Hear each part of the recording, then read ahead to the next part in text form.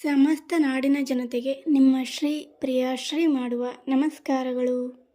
ಇವತ್ತು ನಾವು traditional Gujarati special ಆದಂಥ ಮೋಹನ್ ತಾಲ್ ಹಲ್ವಾ ರೆಸಿಪಿ ಮಾಡೋದು ಹೇಳ್ಕೊಡ್ತಾ ಇದ್ದೀನಿ. ಬನ್ನಿ ಹೇಗೆ ಮಾಡೋದು ಅಂತ ನೋಡ್ತಾ ಹೋಗೋಣ. ಫಸ್ಟು ನಾವಿಲ್ಲಿ ಬೇಸನ್ ಮಿಕ್ಸ್ಚರ್ನ ರೆಡಿ ಮಾಡ್ಕೊಳ್ಳೋಣ. ಅದಕ್ಕೊಂದು ಬೌಲ್ ತೊಗೊಂಡಿದ್ದೀನಿ. ಅದೇ ಬೌಲ್ಗೆ ಒಂದು 3 ಕಪ್ಪು ಗ್ರಾಮ್ ಫ್ಲೋರ್ ಹಾಕೋತಾ ಇದ್ದೀನಿ. ನೆಕ್ಸ್ಟು ಮಿಲ್ಕು, ತುಪ್ಪ ಹಾಕಿ ಚೆನ್ನಾಗಿ ಮಿಕ್ಸ್ ಮಾಡ್ತಾ ಇದ್ದೀನಿ. ಹಿಟ್ಟು, ತುಪ್ಪ, ಮಿಲ್ಕು ಎಲ್ಲ ಚೆನ್ನಾಗಿ ಹೊಂದ್ಕೊಂಡ್ಮೇಲೆ ಒಂದು ಜರಡಿಗೆ ಹಾಕಿ ಚೆನ್ನಾಗಿ ಸೋಸ್ಕೊತಾ ಇದ್ದೀನಿ. ನೆಕ್ಸ್ಟು ಒಂದು ಬಾಣಲೆಗೆ 1 ಟೇಬಲ್ ಸ್ಪೂನ್ ತುಪ್ಪ ಹಾಕ್ತಾಯಿದ್ದೀನಿ. ನೆಕ್ಸ್ಟು ನಾವೇನು ಸೋಸ್ ಇಟ್ಕೊಂಡಿದ್ವಲ್ಲ ಆ ಪೌಡರ್ ಹಾಕ್ತಾಯಿದ್ದೀನಿ. ಹಾಕಿ ಚೆನ್ನಾಗಿ ಮಿಕ್ಸ್ ಮಾಡ್ಕೊಳ್ಳೋಣ.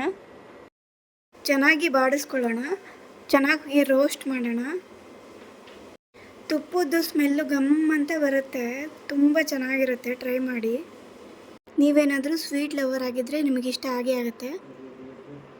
ನೋಡಿ ತುಪ್ಪ ಬಿಡ್ತಾ ಇದೆ, ಗೋಲ್ಡನ್ ಬ್ರೌನ್ ಕಲರ್ ಬರ್ತಾ ಇದೆ.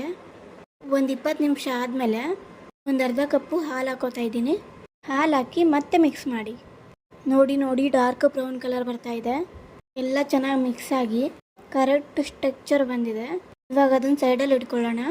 ನೆಕ್ಸ್ಟು ಒಂದು ಬಾಣಲೆಗೆ 1.5 ಕಪ್ ಆಗೋಷ್ಟು ಸಕ್ಕರೆ ಹಾಕೋತಾ ಇದ್ದೀನಿ. ಅರ್ಧ ಕಪ್ ಆಗೋಷ್ಟು ನೀರು ಹಾಕೋತಾ ಇದ್ದೀನಿ.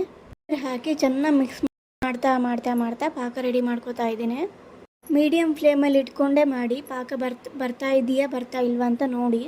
ನೆಕ್ಸ್ಟು ಪಾಕ ಬಂದಮೇಲೆ ಅದಕ್ಕೆ ಫುಡ್ ಕಲರ್ ಹಾಕಂಗಿದ್ರೆ ಹಾಕೊಳ್ಳಿ, ಇಲ್ಲ ಅಂದರೆ ಪರವಾಗಿಲ್ಲ, ಅದು ನಿಮ್ಮ ಇಷ್ಟ. ನೆಕ್ಸ್ಟ್ ಅದಕ್ಕೆ ಒಂದು ಅರ್ಧ ಕಪ್ ಆಗೋಷ್ಟು ಕೋವಾ ಹಾಕೋತಾ ಇದ್ದೀನಿ. ಚೆನ್ನಾಗಿ ಮಿಕ್ಸ್ ಮಾಡ್ಕೊಳ್ಳಿ. ನಾವೇನು ಸೈಡಲ್ಲಿ ಎತ್ತಿಡ್ಕೊಂಡಿದ್ವಲ್ಲ ಬೇಸನ್ ಮಿಕ್ಸ್ಚರ್, ಅದನ್ನು ಆ್ಯಡ್ ಮಾಡ್ತಾ ಇದ್ದೀನಿ. ಆ್ಯಡ್ ಮಾಡಿ ಚೆನ್ನಾಗಿ ಮಿಕ್ಸ್ ಮಾಡ್ತಾ ಇದ್ದೀನಿ. ನೋಡ್ತಾ ಇದ್ದೀರಲ್ಲ ಎಲ್ಲ ಎಷ್ಟು ಚೆನ್ನಾಗಿ ಮಿಕ್ಸ್ ಆಗ್ತಾ ಇದೆ ಅಂತ. ನೆಕ್ಸ್ಟ್ ಅದಕ್ಕೆ ಏಲಕ್ಕಿ ಪೌಡರ್ ಹಾಕ್ತಾ ಇದ್ದೀನಿ. ಹಾಕಿ ಚೆನ್ನಾಗಿ ಮಿಕ್ಸ್ ಮಾಡಿ.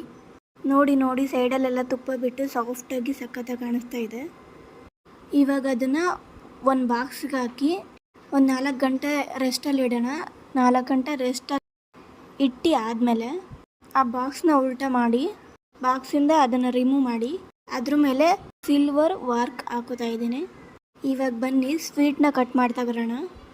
ನೋಡಿದ್ರಲ್ಲ, ಕಲರ್ಫುಲ್ ಆದಂತಹ ಟೇಸ್ಟಿ ಆದಂಥ ಸ್ವೀಟಿ ಮೋಹನ್ ತಾಲ್ ರೆಡಿ ಆಗಿದೆ.